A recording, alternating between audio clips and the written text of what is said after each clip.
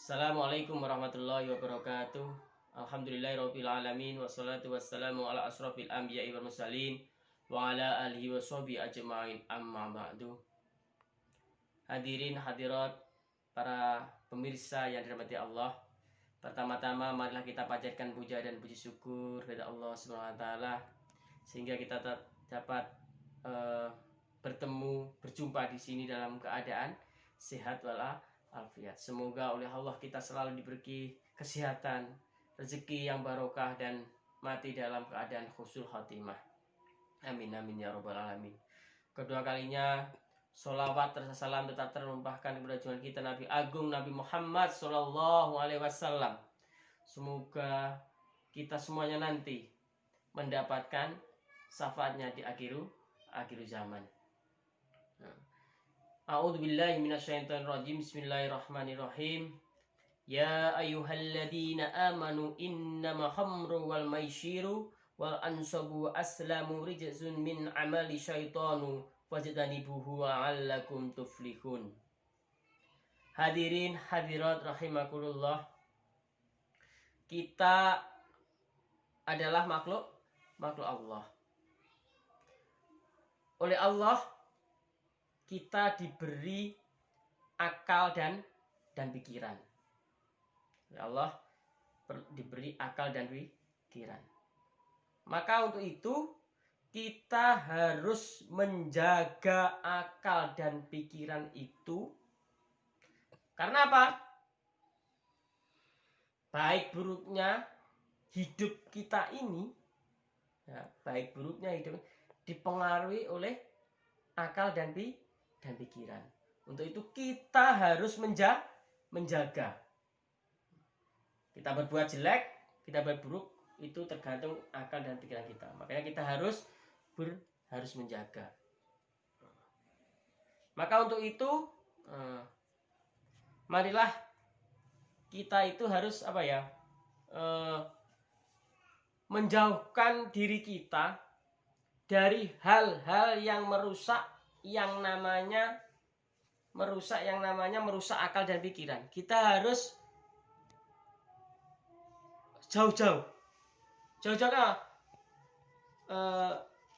menghindar dari hal-hal yang merusak akal dan pikiran. Apa sih yang merusak akal dan pikiran itu? Yang merusak akal dan pikiran itu adalah khamr atau minuman keras dan narkoba. Makanya hari ini saya akan mengambil judul pada hari ini adalah narkoba sumber kejahatan. Kita tahu di dalam Al-Quran itu tidak dijelaskan secara utuh, secara rinci tentang narkoba. Karena apa? Ya, Al-Quran itu sebuah kitab yang tidak menjelaskan satu per satu. Tapi bisa dihiaskan hukumnya. Hukumnya itu bisa dihiaskan, disamakan. Kenapa? Narkoba dan khamr atau minuman keras itu sama bahayanya. Akhirnya disamakan hukumnya. Dan bisa jadi narkoba itu lebih bahaya dari minuman keras. Sama-sama ketergantungannya dan sama-sama merusak akal dan pikiran. Nah, untuk itu saya harapkan kita harus menjauh dari narkoba itu. Nah, sejauh mungkin kita menjauh. Maka dalam Al-Quran surat Al-Maidah ayat 90-91, hai orang-orang yang beriman, yang artinya hai orang-orang yang beriman, sesungguhnya meminum khamr, berjudi, berhala, terus berjudi, berkorban untuk berhala, mengundi nasib dengan panah adalah termasuk perbuatan setan. Maka jauhilah perbuatan itu agar kamu mendapat keberuntungan. Sesungguhnya syaitan itu bermaksud hendak menimbulkan permusuhan dan kebencian di antara kamu lantaran meminum khamr dan berjudi. Itu akan menghalangi kamu dan dalam mengingat Allah dan sembahyang. Maka berhentilah kalian dari mengerjakan pekerjaan itu. Jelas dari ayat tersebut di atas dapat dipahami bahwa sebab inti pengharaman khamr dan memakai narkoba itu adalah pertama menimbulkan permusuhan, satu, membuat kebencian di antara kita, serta lupa kepada Allah Subhanahu wa taala yang telah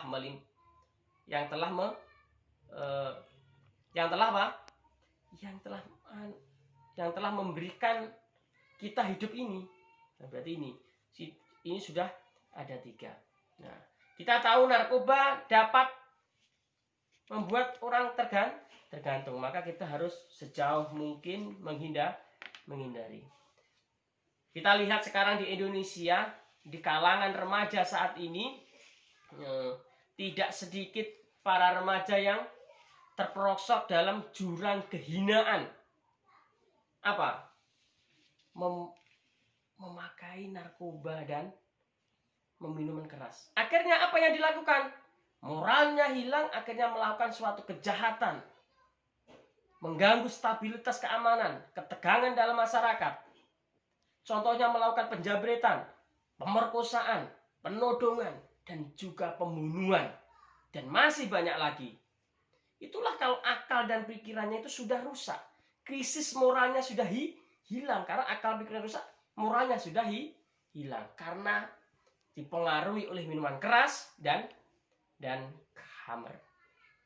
Maka untuk itu, siapa yang harus melakukan itu? Ya tugas kita bersama.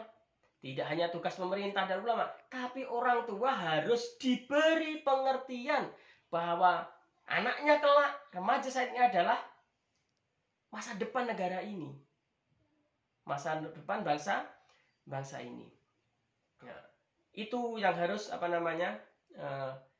dipahamkan terus kepada masyarakat. Kita tahu ada cerita yang diceritakan oleh Utsman bin Affan. Utsman bin Affan juga telah mengatakan, Utsman bin Affan lalu yang menyatakan bahwa jauhilah khamr atau minuman keras, karena khamr itu merupakan induk segala keburukan.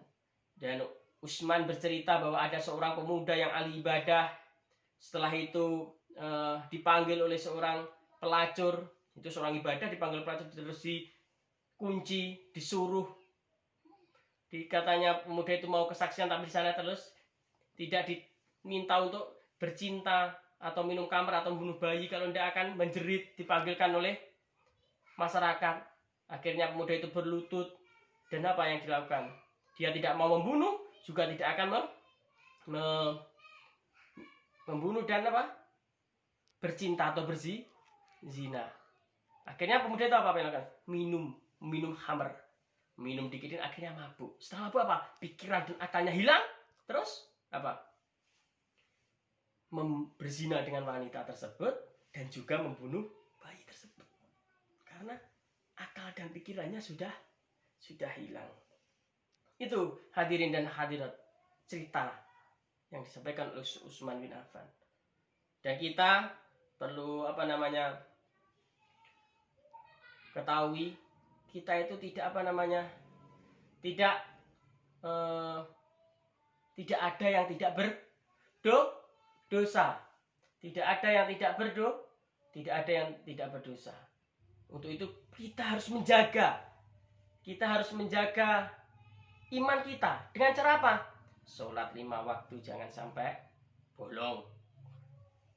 Sholat sunnahnya, puasa Ramadannya, puasa Sunan Kemisnya, dan juga ditambah sedekah. Itu untuk menjaga iman kita agar kuat dan dijauhi dari pengaruh-pengaruh setan yang terkutuk. Hadirin dan hadirat, mungkin itu yang bisa saya sampaikan. Yang paling penting, marilah kita jaga anak-anak kita, generasi kita, remaja kita, untuk menjauhi khamr, narkoba, ganja, dan lain-lain yang dilarang oleh Allah. Dan semoga